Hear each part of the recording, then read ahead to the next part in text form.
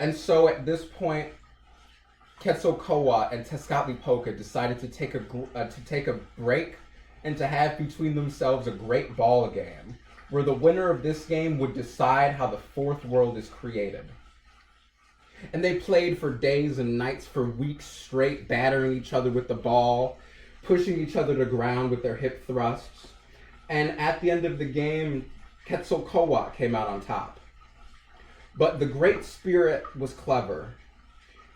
And so he decided that what had destroyed the first three worlds was the fact that he, the Lord of Knowledge, and his brother Tezcatlipoca, the Lord of Darkness, could not cooperate. It is the fact that they could not get along that led to the deaths of all the humans. And so they decided to combine their powers.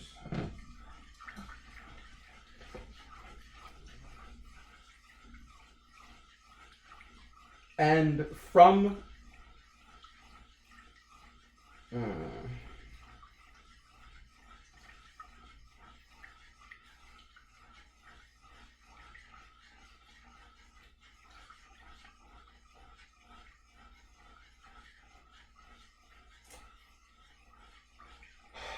I'm trying to remember another name again. We're about to get to the part where Tezcatlipoca and Quetzalcoatl go and kill the Great Cayman in order to use her body to create the world. But I don't remember her name. And so, in order to create the fourth world, they agree that all things that are good must come from sacrifice. And so they decide to kill the Great Cayman. And from her body, from her bones and her skin, they will recreate the world.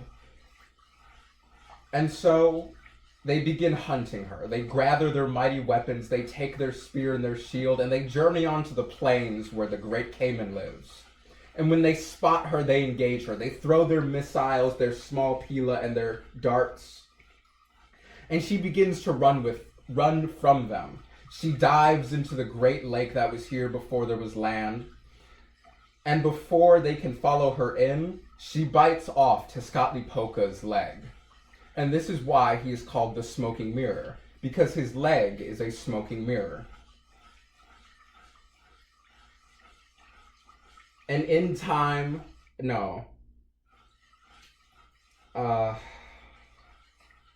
at this grievous injury, Tezcatlipoca turns into a great snake, and Quetzalcoatl does the also. And they take the body of the Great Cayman between themselves, and they squeeze and squeeze.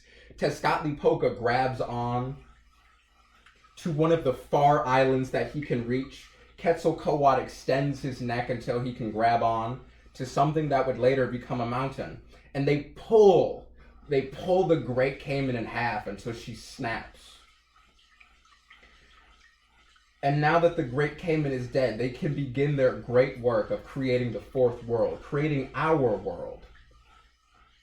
And so they begin to disassemble the Great Cayman into her parts. They take off her skin, they remove her eyes, they pull out her teeth, they take off her fingernails, and they chop her body into pieces. Each piece they form into one of the great continents. Her nose they break into many pieces, and they form those into now mountains. They take her tears as she cries, and they form them into what are the rivers and streams. And her skin, they beautify the world. They turn her skin and hair into the flowers and the trees.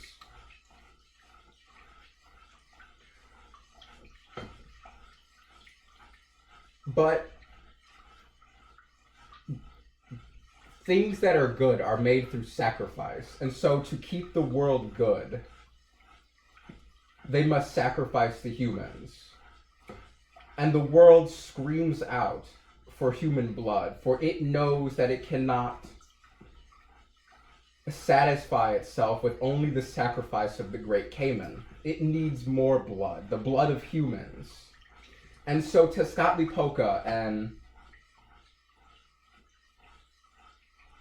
and so Teo, the father of creation, and his wife determine among themselves that it is time to bring back the humans.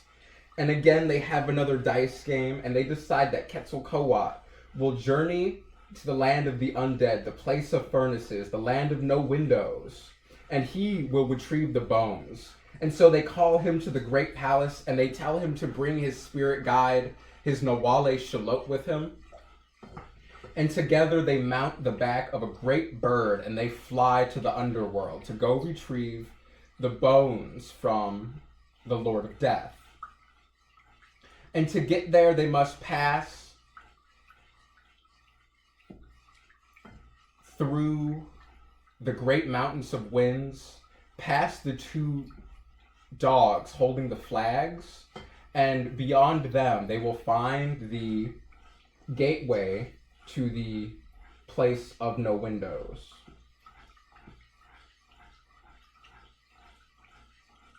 And so they journey there and they greet the Lord of Death. And the Lord of Death is quite surprised to see one of the other gods in his territory. For no one comes down here. Nothing rains down on me but bones. And so he's very interested in what he has done to deserve this visit from his brothers and sisters. And they explain to them that they have tried this time to create the fourth world and that this new world would be good, but they need the human bones to carry on the sacrifice of the great Cayman, to feed the world with blood to keep things good. And the Lord of Death laughs at them. He laughs in their face because look at how the first three worlds ended up. You destroyed them all. Nothing rains on me but bones here in my furnace. And so he gives them a challenge. They must go around the mountains and the rivers of his underworld 3 times and blow a horn made of shell in order to receive the bones of the humans. And so, like the great heroes they are, Shalot the Nawale and the god of knowledge, Quetzalcoatl, journey around the underworld 3 times, constantly harassed and hounded by the minions of the god of death. They are chased by giant beings with 2 heads and square eyes, things that don't speak but only know the language of violence. And they survive all these challenges.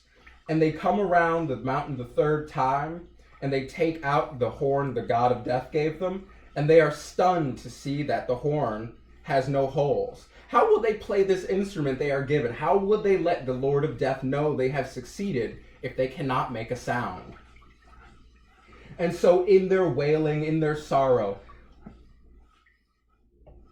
and interesting things happen. The bugs of the underworld take pity on the Lord of Knowledge, and they burrow out from the dirt beneath their feet, and they tell the Lord of Knowledge to place the shell horn on the ground. And they begin to swarm around the shell horn, and they carve millions, hundreds of little holes into the shell horn, and all of their activity causes the shell horn to play itself. And the note is beautiful, beautiful. It resounds all across the Lord of Death's world. And the Lord of Death knows that it's been beaten.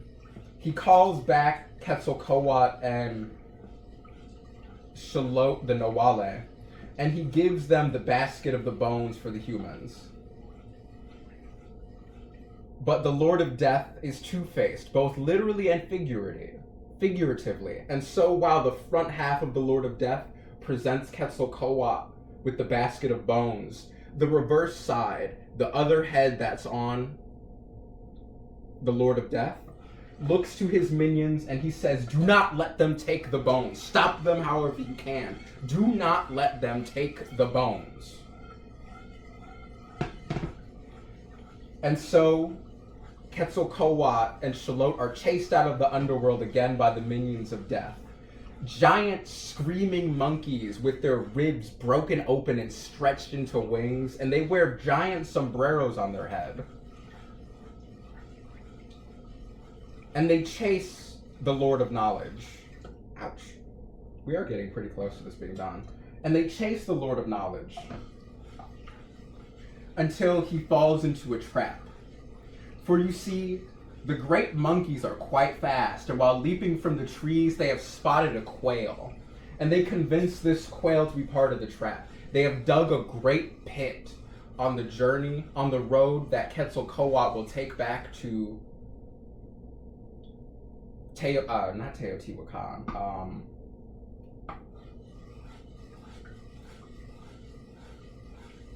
to Omeyocan, the place of duality.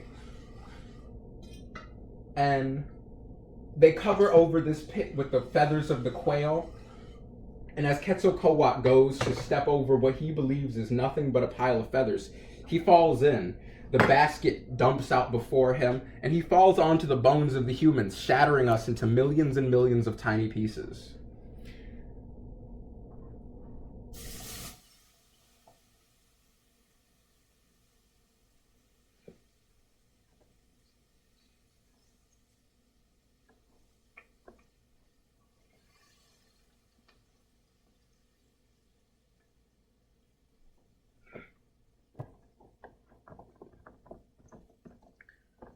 And at this great tragedy, Quetzalcoatl is unsure what to do, but he gathers himself, he gathers the bones, and he makes his way back to Omeyocan. And he is greeted with rapturous applause, and he presents the bones of the humans to Teo and his wife. And they are pleased. And they tell him to bring the bones to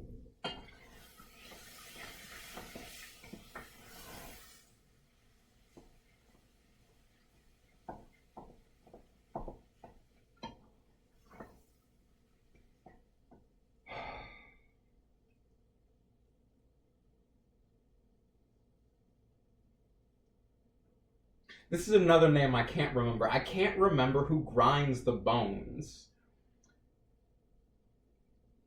Ooh. But she does so. She grinds the bones, and to make all things good, the gods give of themselves. Into the humans' bone meal, they pour their own blood. They take their ritual knives, and they pierce their tongue and their ears. And from this blood, they bring together the bodies of the new humans.